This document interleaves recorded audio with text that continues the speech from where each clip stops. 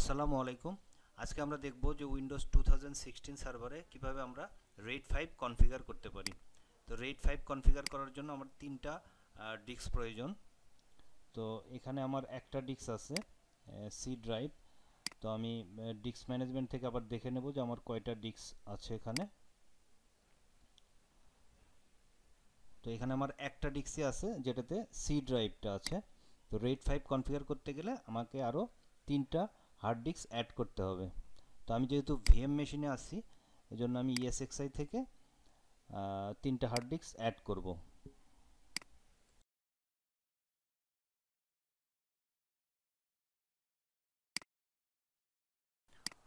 তো প্রথমেই আমি অ্যাড করছি 20 জিবি করে আমি তিনটা হার্ড ডিস্ক অ্যাড করব।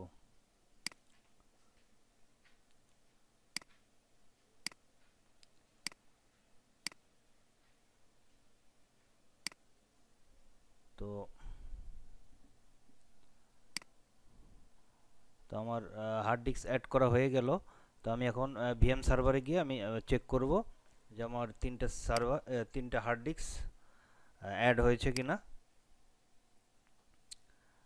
তো তিনটা হার্ড ডিস্ক আমার অ্যাড হয়ে গেছে, কিন্তু এগুলো এখনও এগুলোকে আমি এখন অনলাইন করব। তিনটা হার্ড ডিস্ক অ্যাড হয়েছে কিন্তু আমার একটা ড্রাইভই এখানে শো করছে, কারণ এগুলোকে ইনিশিয়ালাইজ এখনও করা হয় নাই। তো এগুলো আমি ইনিশিয়ালাইজ করে নিচ্ছি।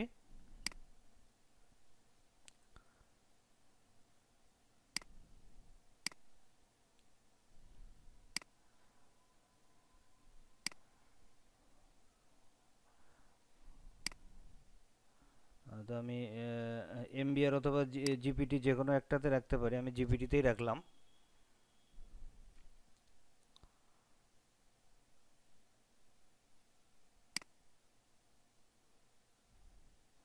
তো আমার তিনটা হার্ড ডিস্কই অ্যাড হয়ে গেছে এখানে। তিনটা হার্ড ডিস্ক যেহেতু অ্যাড হয়ে গেছে, এজন্য এখানে রাইট ক্লিক করলে আমাকে RAID 5 এর অপশনটা দেখাবে। তো আমি এখন RAID 5 করছি। এখানে আমার তিনটা হার্ড ডিস্ক অ্যাড করতে হবে। তিনটা হার্ড ডিস্ক অ্যাড না করা পর্যন্ত নেক্সট বাটন কাজ করবে না। তো তিনটা হার্ড ডিস্ক অ্যাড করলাম, এখন নেক্সট করব। এখানে আমি ড্রাইভ লেটার যে কোনো একটা রাখতে পারি, আর ডিফল্ট আছে রাখলাম। এখানে যা আছে তাই, কোনো চেঞ্জ করলাম না। এখন নেক্সট, এখানে জাস্ট আমি ইয়েস করে দেব।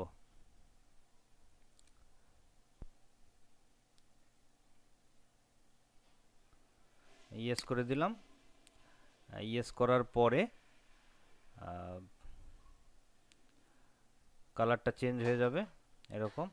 তো এটা এখন ফরম্যাট হচ্ছে। এই ফরম্যাট হতে অনেক সময় লাগে। তো অনেক সময় লাগতে পারে, 3-4 ঘন্টা সময় লাগতে পারে। তো আমি ওয়েট করব, ভিডিও পজ করে আমি ফরম্যাট হয়ে গেলে আবার দেখাবো। তো আমার তিনটা ডিস্ক ফরম্যাট হয়ে গেছে। তো এখানে একটা ড্রাইভ শো করবে, ড্রাইভ নামে একটা ড্রাইভ শো করছে। তো এই ড্রাইভের মধ্যেও আমি কিছু ডাটা রাখতে চাই। ফোল্ডার ক্রিয়েট করলাম, ফোল্ডার ক্রিয়েট করে ফোল্ডারের নাম দিলাম। এখন এর মধ্যে আমি আরও কিছু ডাটা রাখবো, একটা টেক্সট ফাইল রাখলাম। তো এখানে আমরা যে ডাটাটাই রাখবো সেটা তিনটা হার্ড ডিস্কেই থেকে যাবে। তো আমি দেখি একটা একটা করে হার্ড ডিস্কে চেক করে দেখি, ওপেন করে দেখি যে ওই ডাটাই পাই কিনা। ওই ডাটাই আমরা দেখতে পাচ্ছি।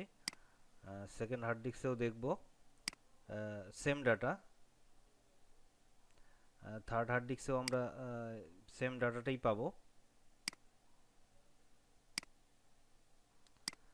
তো আমাদের RAID 5 কমপ্লিট হয়ে গেছে। তো এখন আমরা একটা ডিস্ক যদি ফেল করে সেই ক্ষেত্রে কি ঘটবে। তো আমরা একটা ডিস্ককে ডিসকানেক্ট করে দেব।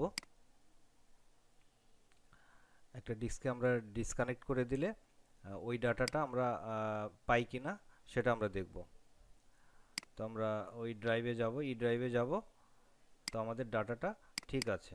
তার মানে RAID 5 এর ধর্ম অনুযায়ী যে একটা ডিস্ক যদি ফেল করে সেক্ষেত্রে RAID 5 ডাটাটা ঠিক থাকবে। তো আমাদের RAID 5টা ঠিকঠাক কাজ করছে। তো আজকে এই পর্যন্তই। সবাই ভালো থাকবেন। আসসালামু আলাইকুম।